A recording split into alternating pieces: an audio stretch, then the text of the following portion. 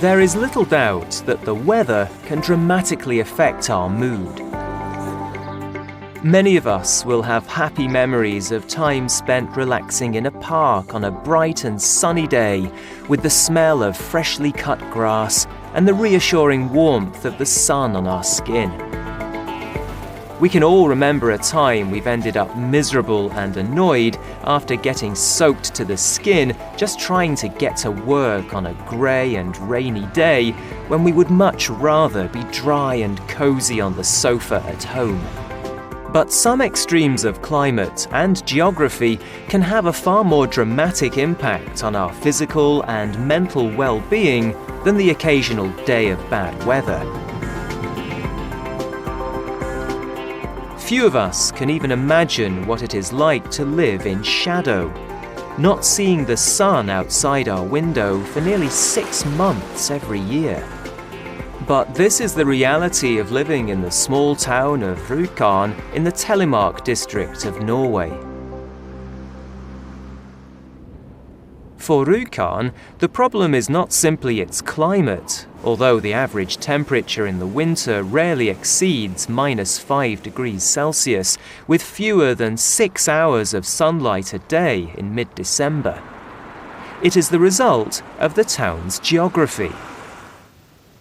The town lies at the foot of one of the tallest mountains in southern Norway, the magnificent Gaustatoppen. On the high plateau above it, the tracks of a popular ski resort crisscross the brightly lit snow. While hidden deep down in the Vestfjord Valley, Rjukan's residents get used to being denied any more than a distant glimpse of the low winter sun for the long months between October and March. But ironically, the town owes its very existence to this seemingly uninviting location. It was founded in 1908 by the industrialist Sam Eade, when his company, Norsk Hydro, built the world's largest hydroelectric power plant at the site of the 104-metre Rjukan waterfall. Today, while the original Vårmork power plant is now a museum and tourist attraction, the legacy of Sam Eade lives on in Rjukan. And curiously, it's not just for his industrial achievements that he's remembered.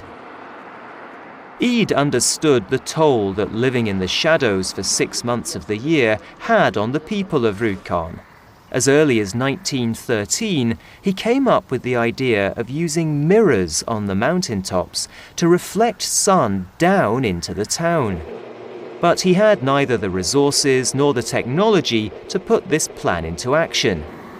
Instead, in 1928, Norsk Hydro paid for the construction of a cable car that could take the town's residents up out of the shadows to enjoy some much-needed sunlight. And that's how it used to be for the people of Rjukan. If you wanted to feel the warmth of the winter sun on your face, you had to leave the town. That was until 2001. When the artist Martin Anderson decided to revisit Eade's original sun mirrors idea with cutting-edge technology.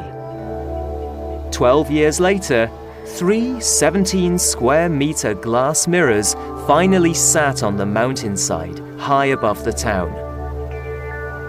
Today, controlled by a computer in Germany, they follow the path of the sun and reflect its rays into Rjukan's town square. The artificial sunlight that illuminates the benches far down in the valley is only 20% less intense than the actual sun. Bringing the light back to the town was a costly and slow process. Not everyone thought that a small patch of sun was worth the $500,000 it took to build the mirrors. But seeing faces brighten as they step into the sunlight makes it seem like a small price to pay. Teachers bring their students to eat their lunch in the sun, and older people come to relax and chat with friends. The difference the sunshine makes is magical. It brings people together, and it makes them smile. The residents of Rjukan no longer have to spend the winter in shadows, waiting impatiently for the sun to return. And it's clear that they're all enjoying getting used to their new place in the sun.